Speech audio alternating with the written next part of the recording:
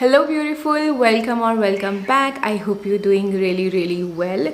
सो बहुत बार आप लोग मेरे को बोलते हो कि हमारे फ्रिजी हेयर हैं, ड्राई डैमेज्ड हेयर है, उनके लिए एक हेयर केयर रूटीन करके बताइए। तो आज मैं आपको बताऊंगी 5 स्टेप जो बिल्कुल बिगिनर्स के लिए हैं, बहुत ज़्यादा एडवांस लेवल के ये नहीं है, बहुत ही 5 बेसिक स्टेप्स हैं। अगर आप ये फॉलो कर लोगे तो आप अपने फ्रिजी हेयर को आराम से कंट्रोल कर पाओगे ना। फ्रिजी हेयर बहुत रीजंस की वजह से होते हैं।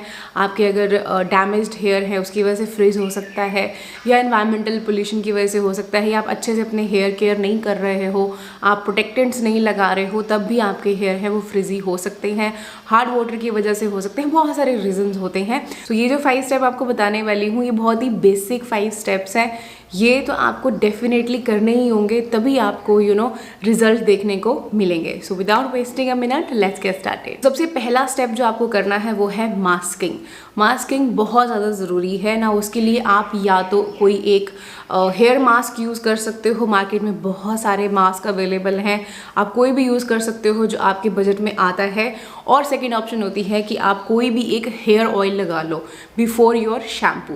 ये आप कर सकते हो हफ्ते में 2 बार। इससे आपको बहुत ज़्यादा डिफरेंस फील होगा अपने हेयर में, बिकॉज जब आप कोई एक प्री शैम्पू कोई आप ऐसे मास्क लगा लेते हो या ऑयलिंग कर लेते हो, तो जब आप शैम्पू करते हो तो उतना ज़्यादा डैमेज आपके हेयर नहीं होते हैं। So first thing what you have to do is you have to do the masking twice a week, either with a hair mask or with a deep conditioner or with a hair oil. Now step 2 will be hair wash.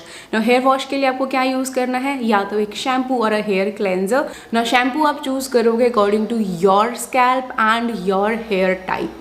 ना मेरा scalp oily है और मेरे coloured hair है, that's why I always prefer to use B Blunt के shampoo conditioner, because ये colour protect के साथ आते हैं and are SLS and paraben free.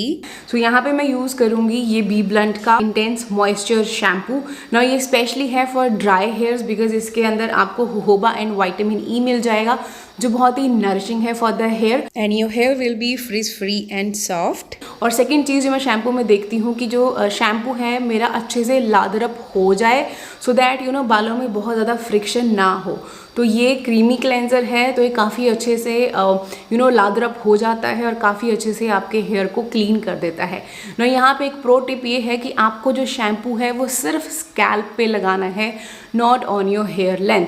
ना once you massage your scalp, आप अच्छे से अपने स्कैल्प को मसाज करेंगे विद दिस क्लेंजर, और उसके बाद जैसे आप उसको वाइप ऑफ नीचे की तरफ करोगे ना, तो उसी से आपकी जो स्ट्रैंड्स हैं वो उसी से धुल जाएंगे, उतना ही सफिशेंट है।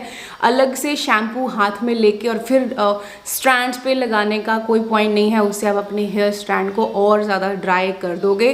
So always use shampoo just on your scalp, not on your strands. Step 3 comes the conditioning. ना जब आप ड्राई डैमेज हेयर की बात करते हैं और फ्रिजी हेयर की बात करते हैं, you have to look for a conditioner जिसके अंदर सिलिकॉन्स हों या ऐसे मॉइस्चराइजिंग इंग्रेडिएंट्स हों जो आपके हेयर को स्मूथ फील दें और एक कोटिंग आपके हेयर पे डाल दें, सो दैट बाहर के जो एनवायरमेंटल स्ट्रेसेस हैं वो अफेक्ट ना करें। तो यहाँ पे मैं यूज़ करूँगी बी ब्लंट का ही, because as I told you कि मेरे कलर्ड हेयर हैं and I love these shampoo and conditioner का कॉम्बो, बिकॉज ये एक्सपर्ट्स ने बनाए हैं at such affordable prices. Specially ये वाली इंटेंस मॉइस्चर वाली रेंज मुझे बहुत ज़्यादा पसंद है ना। इसमें क्या है, इसमें भी आपको होबा एंड विटामिन ई मिलेगा, अगेन आपके हेयर को नरिश करने में हेल्प करेगा ना। ये वैसा कंडीशनर नहीं है जो एकदम वाटरी सा फील होता है, ये काफ़ी थिक है, मतलब बहुत ज़्यादा थिक नहीं मैं बोलूँगी, एक परफेक्ट मीडियम जो कंसिस्टेंसी होनी चाहिए कंडीशनर की वो है, जो काफ़ी अच्छे से लग जाती है। और जब आप इसको वॉश करते हो ना, तो बहुत ही प्यारा सा एक स्मूथ फील आपको आपके हेयर पे मिलता है, बिकॉज दिस हैज़ सिलिकॉन। और I personally love silicone in my hair care, because I know कि सिलिकॉन एक प्रोटेक्टिव सी लेयर लगा देते हैं आपके हेयर पे, तो उससे क्या रहता है कि बाहर के जो एनवायरमेंटल स्ट्रेसेस हैं वो अफेक्ट नहीं करते हैं आपके हेयर स्ट्रैंड को। तो कंडीशनर आपको लगाना है सिर्फ अपने स्ट्रैंड्स पे, आपको अपने स्कैल्प पे नहीं लगाना है। सिर्फ जो ये लेंथ है आपके स्ट्रैंड्स है, हेयर स्ट्रैंड्स हैं, सिर्फ वहीं पे आपको इसको लगाना है। आप इसको 2 से 3 मिनट रख सकते हो। I personally keep it for 2 to 3 minutes and then I wash it off and एकदम से स्मूथ फील आना शुरू हो जाता है उसी टाइम पे। Once you done with your shampoo and conditioner, step 4 आता है using a leave in serum, जो कि बहुत ज़्यादा इंपॉर्टेंट होता है और वो आपको लगाना होता है ऑन योर डैम्प हेयर। बिल्कुल तब नहीं लगाना जब बाल टिप टिप टिप टिप पानी गिर रहा है, तब नहीं। जब हल्के से आपके हेयर ड्राई हो गए हैं, लाइक टॉवल ड्राई हो गए हैं, I usually use a hair towel, तो जब उसको रिमूव करती हूँ तो मेरा एक्सेस वाटर निकल चुका होता है, तो उस टाइम पे I apply a hair serum. तो यहाँ पे मैं सेम रेंज का ही सीरम यूज़ कर रही हूँ, आप कोई भी सीरम यूज़ कर सकते हो, but I personally love this one because ये काफ़ी स्मूथ फील देता है और इसके अंदर वो शाइन टॉनिक भी इन्होंने डाला है जो आपके हेयर में ना शाइन भी देता है। और उसके अलावा इसमें avocado, jojoba and argan oil and vitamin E डले हुए हैं जो काफ़ी नरिशिंग है और मॉइस्चराइजिंग और आपके हेयर को स्मूथ करने में हेल्प करते हैं, फ्रिज को कंट्रोल करने में हेल्प करते हैं। इसके मैं लेती हूँ 1 से 2 पंप बिकॉज ये पंप बहुत छोटा है, तो इसमें से हार्डली 1 to 2 ड्रॉप्स ही निकलती हैं। तो ये 2 पंप लेके अच्छे से वार्म अप करके और फिर मैं इसको अप्लाई करूँगी सिर्फ ऑन द स्ट्रैंड्स पे, इसको आपको स्कैल्प पे नहीं लगाना है। उसके बाद आप अपने हेयर को एयर ड्राई होने दे सकते हैं ना। अगर आप हेयर ड्रायर यूज़ करते हो तो आप उसको कूल सेटिंग पे ही यूज़ करना, हॉट सेटिंग पे नहीं, अदरवाइज डैमेज हो जाएगा और उसमें क्या होता है कि और ज़्यादा फ्रिज फिर होना शुरू हो जाता है, तो कूल सेटिंग पे ही करना।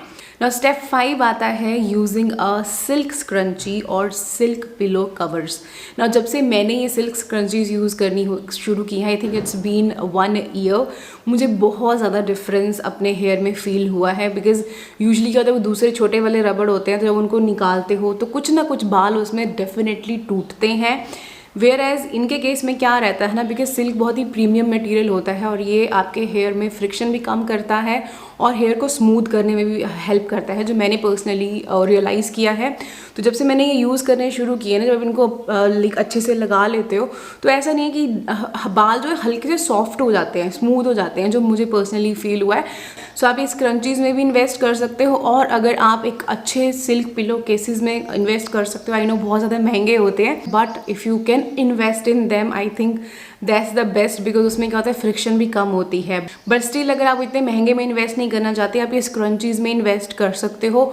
और इनके साथ क्या कर सकते हो, जब भी आपने सोना है रात को, ऑलवेज मेक श्योर कि आप एक लूज पोनी टेल बना के ही सोएं, सो दैट आपके बाल ऐसे खुले रह के इधर उधर फ्रिक्शन ना क्रिएट करें, तो उससे ज़्यादा डैमेज हो जाते हैं बाल। तो ऑलवेज मेक श्योर कि आप एक पोनी टेल बना लें और यूज़ अ सिल्क स्क्रंची। तो आप ये 5 स्टेप फॉलो करोगे ना, तो आप देखोगे कि विद इन 1 to 2 वीक्स के अंदर आपको डिफरेंस नज़र आना शुरू हो जाएगा ना। अब जब मैं अपने बाल ऐसे चलाती हूँ तो मेरे बाल फंसते नहीं है, राइट, यहाँ पे कहीं पे भी मुझे फ्रिज नहीं फील होता है, और जब मैं कॉम्ब करती हूँ तब नेगेटिव आयंस भी नहीं बनते हैं। सो दैट मीन्स कि बाल अभी रिपेयर हो चुके हैं और उनमें फ्रिज नहीं है। सो ट्राई करना ये 5 स्टेप्स मैंने आपको बताए हैं। अगर आप ये प्रोडक्ट्स ट्राई करना चाहते हो बी ब्लंट के, तो हमारे पास आई थिंक इनका एक डिस्काउंट कोड है which is Bhavna 2023 for 20% off. वो आप यूज़ कर सकते हो, तो आपको ये और अफोर्डेबल मिल जाएंगे। सो मैं नीचे डिस्क्रिप्शन बॉक्स में आपको लिंक्स दे दूंगी, वो चेकआउट कर लेना। And I hope you found this video little bit helpful. थोड़ी सी भी हेल्प हुई है, थम्स अप दे देना, चैनल को सब्सक्राइब कर लेना और मुझे इंस्टाग्राम पे फॉलो कर लेना। मिलती हूँ मैं आपको अपनी अगली वीडियो में, तब तक अपना ध्यान रखिएगा। Bye bye.